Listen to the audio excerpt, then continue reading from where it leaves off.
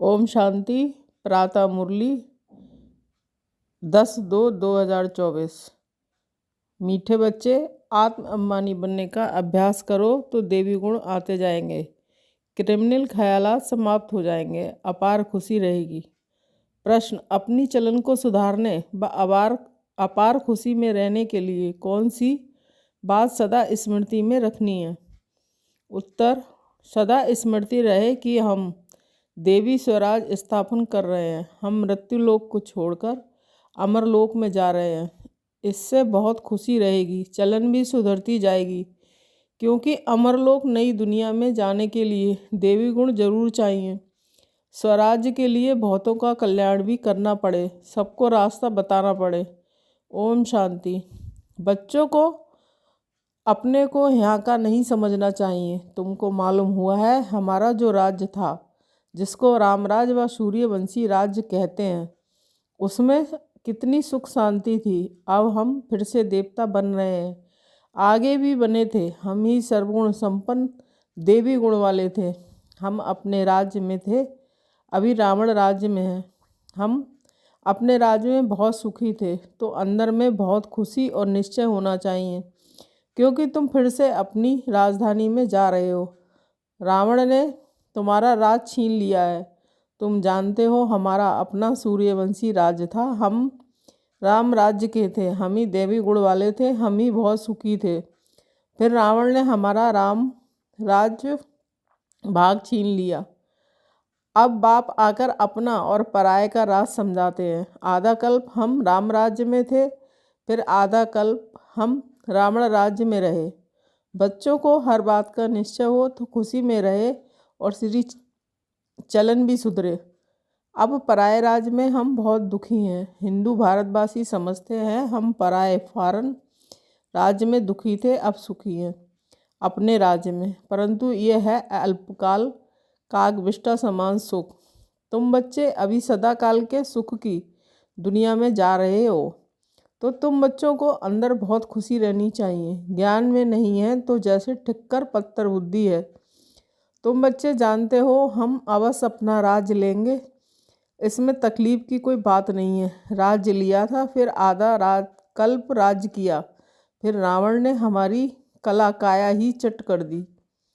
कोई अच्छे बच्चे भी जब चलन में बिगड़ जाती है तो कहा जाता है तुम्हारी कला काया चट हो गई है। क्या ये है बेहद की बातें? समझना चाहिए।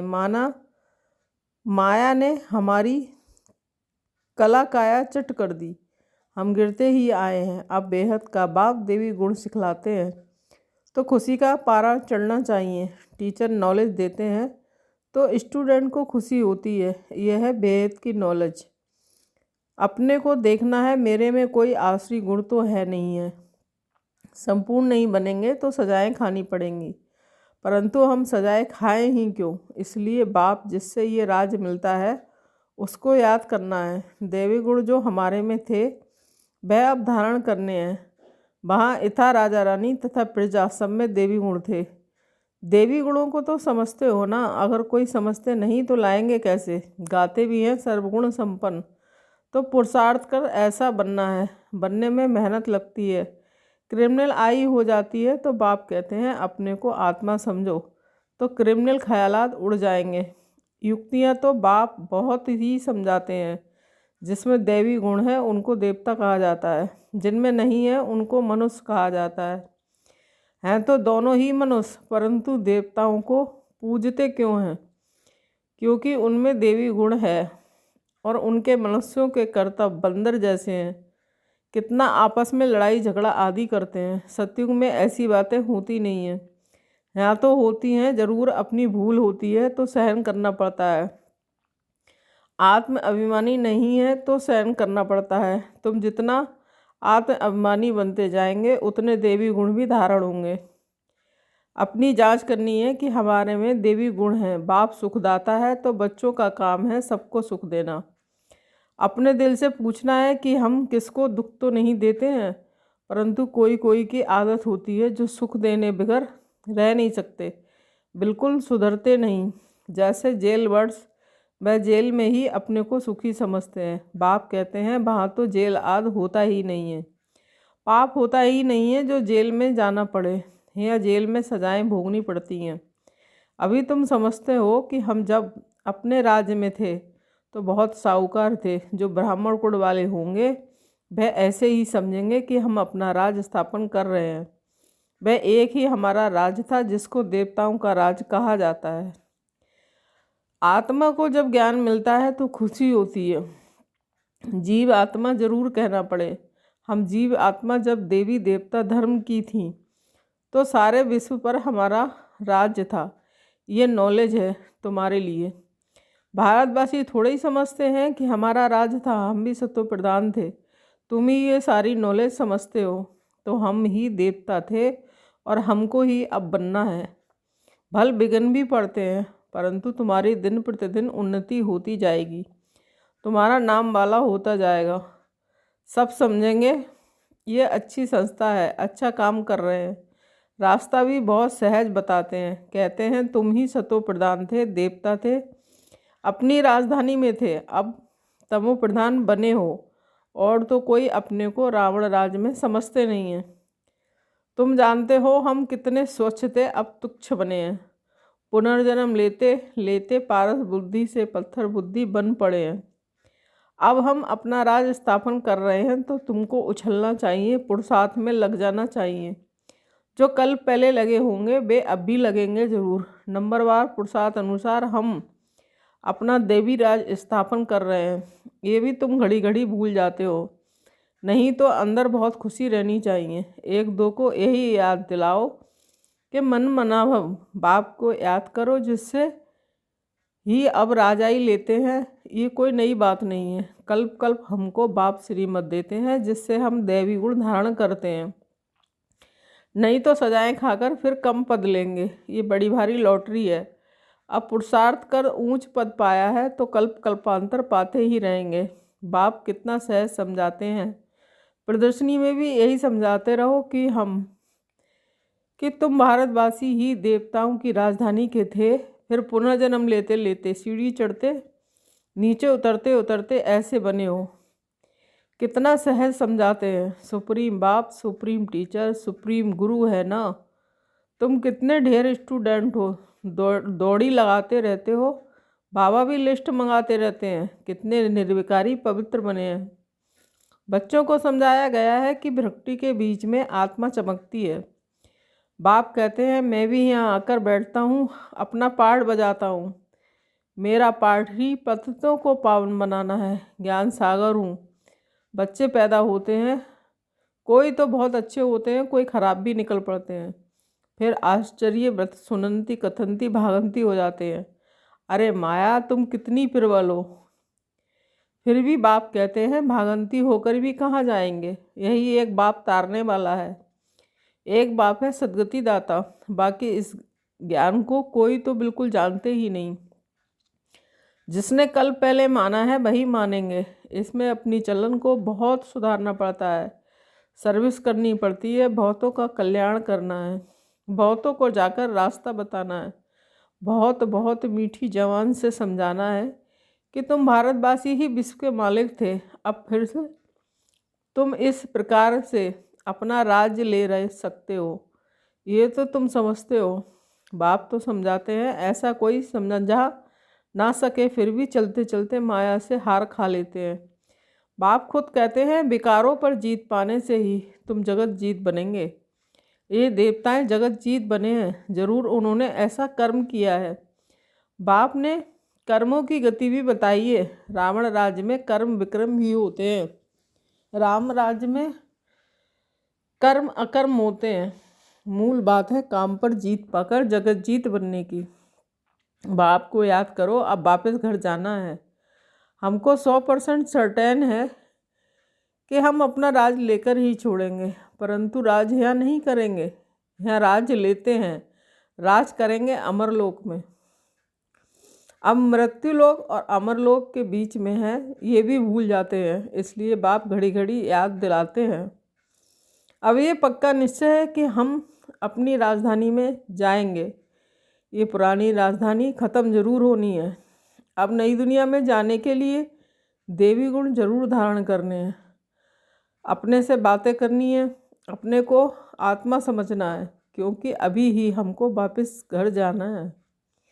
तो अपने को आत्मा भी अभी ही समझना है, फिर कभी वापस थोड़े ही जाना है। जो ये ज्ञान मिलेगा वहाँ 5 विकार ही नहीं होंगे। जो हम योग लगाएं, योग तो इस समय लगाना होता है पावन बनने के लिए। वहाँ तो सब सुधरे हुए हैं, फिर धीरे धीरे कला कम होती जाती है। ये तो बहुत सहज है। क्रोध भी किसको दुख देता है ना। मुख है देह अभिमान, वहाँ तो देह अभिमान होता ही नहीं है। आत्म अभिमानी होने से क्रिमिनल आई नहीं रहती है, सिविल आई बन जाती है। रावण राज में क्रिमिनल आई बन जाती है। तुम जानते हो हम अपने राज में बहुत सुखी रहते हैं, कोई काम नहीं, कोई क्रोध नहीं। इस पर शुरू का गीत भी बना हुआ है। वहाँ ये विकार होते नहीं। हमारी अनेक बार ये हार और जीत हुई है। सतयुग से कलयुग तक जो कुछ हुआ वह फिर रिपीट होना है। बाप अथवा टीचर के पास जो नॉलेज है वह तुमको सुनाते रहते हैं। ये रूहानी टीचर भी वंडरफुल है। ऊंचे से ऊंचा भगवान, ऊंचे से ऊंचा टीचर भी है, और हमको भी ऊंचे से ऊंचा देवता बनाते हैं। हम खुद देख रहे हैं बाप कैसे डिटीजम स्थापन कर रहे हैं। तुम खुद ही देवता बन रहे हो। अभी तो सभी अपने को हिंदू कहते रहते हैं। उन्हों को भी समझाया जाता है कि वास्तव में आदि सनातन देवी देवता धर्म है, और सबका धर्म चलता रहता है। ये एक ही देवी देवता धर्म है जो प्राय लोप हो गया है। ये तो बहुत पवित्र धर्म है। इन जैसा पवित्र धर्म कोई होता नहीं है। अब पवित्र ना होने के कारण कोई भी अपने को देवता नहीं कहला सकते हैं। तुम समझा सकते हो कि हम आदि सनातन देवी देवता धर्म के थे, तब तो देवताओं को पूजते हैं। क्राइस्ट को पूजने वाले क्रिश्चियन ठहरे, बुद्ध को पूजने वाले बौद्धी ठहरे, देवताओं को पूजने वाले देवता ठहरे। फिर अपने को हिंदू क्यों कहलाते हो? युक्ति से समझाना है। सिर्फ कहेंगे हिंदू धर्म धर्म नहीं है तो बिगड़ेंगे। बोलो हिंदू आदि सनातन धर्म के थे तो कुछ समझे कि आदि सनातन धर्म तो कोई हिंदू नहीं है। आदि सनातन अक्षर ठीक है, देवता पवित्र थे, ये अपवित्र हैं, इसलिए अपने को देवता कहला नहीं सकते। आधा कल्प कल्प कल्प ऐसे होता है। इनके राज में कितने साहूकार थे, अब तो कंगाल बन पड़े हैं। वह पद्मा पदम पति थे।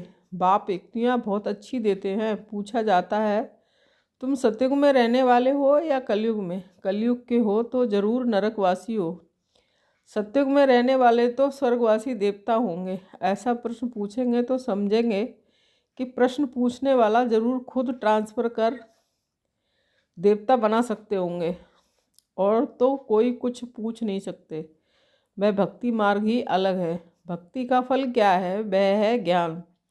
सतयुग त्रेता में भक्ति होती नहीं है। ज्ञान से आधा कल्प दिन, भक्ति से आधा कल्प रात। मानने वाले होंगे तो मानेंगे, ना मानने वाले होंगे तो ज्ञान को भी नहीं मानेंगे, तो भक्ति को भी नहीं मानेंगे, सिर्फ कमाना ही जानते हैं।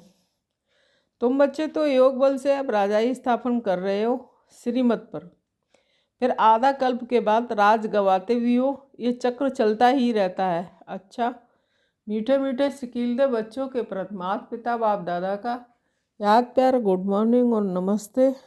रूहानी बाप की रूहानी बच्चों को नमस्ते। हम रूहानी बच्चों की रूहानी माता पिता बाप दादा को याद प्यार गुड मॉर्निंग नमस्ते नमस्ते। शुक्रिया बाबा, शुक्रिया।